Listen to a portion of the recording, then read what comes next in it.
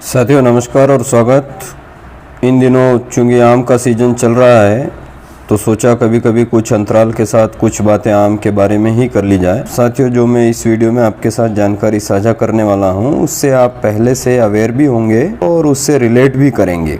साथियों, हमारे बचपन में हमारे गांव के आसपास के सुदूर गांव से कुछ ग्रामीण भोले भाले किसान आमों के सीजन में पके हुए आम टोकरी में लेकर बेचने के लिए आते थे और मुझे अच्छी तरह याद है कि इस टोकरी को बेचने के लिए उन्हें उन किसानों को ग्राहक का इंतज़ार नहीं करना पड़ता था, क्योंकि ये आम कोई कमर्शियल प्लांटेशन के नहीं बल्कि इन किसानों के बड़े बुजुर्गों के हाथों से लगे हुए देसी आमों के फल हुआ करते थे, जिन्हें कि चूसकर खाया जाता था। और उस समय कोई किलो का भाव न होकर पूरी टोकरी का भाव लगाया जाता था, जिसमें टोकरी और फलों की साइज के हिसाब से एक टोकरी में 70-100 से लगाकर 200 से 250 फल भी हुआ करते थे। और ये रेडी टू ईट एकदम रसदार, और कभी कभी एक ही टोकरी में 2-3 वैरायटी के फल भी मिक्स होते थे। ऐसे में मेरे माता पिता पहले तो उन फलों को एक बाल्टी में धोते, फिर दूसरी बाल्टी में पानी भरकर इन धोए हुए फलों को 20 मिनट से लेकर 40-45 मिनट तक उस पानी में डुबोए रहने देते। उस समय बच्चे थे तो इस ओर ज़्यादा कभी ध्यान नहीं गया कि धोने के बाद भी उन आम के फलों को इतनी देर पानी में डुबोकर क्यों रखा जाता था। आज जब एक डॉक्टर मित्र और विभिन्न इन्फॉर्मेशन सोर्सेज से इसके पीछे के साइंटिफिक और लॉजिकल कारणों को जाना तो मन बड़ा गर्व से प्रफुल्लित हो उठा अपने बड़े बुजुर्गों और इस राष्ट्र की ऋषि मुनि संस्कृति पर, कि उस समय के इन बड़ों ने जो बातें कही या सिखाई उसे आज का विज्ञान भी मानने को तैयार है और निरूपित करता है।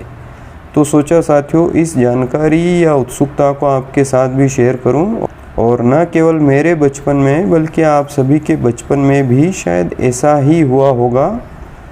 वैसे तो आप में से अधिकतर साथी इन बातों को पहले से ही जानते होंगे, फिर भी आइए इन बातों को दोहराते हैं कि आखिर क्यों कि आमों को न केवल धोकर बल्कि कुछ समय के लिए पानी में छोड़कर उसके बाद खाना चाहिए। तो साथियों, आइए जानते हैं इसके पीछे के कारणों को। तो पहला कारण यह है कि आपने यदि ध्यान दिया हो तो आमों को जब पेड़ों से तोड़ा जाता है तो उसमें एक चिपचिपा तरल पदार्थ निकलता है, वह उस फल पर रह जाता है, जो कि पहली वॉशिंग में पूरी तरीके से साफ नहीं हो पाता है।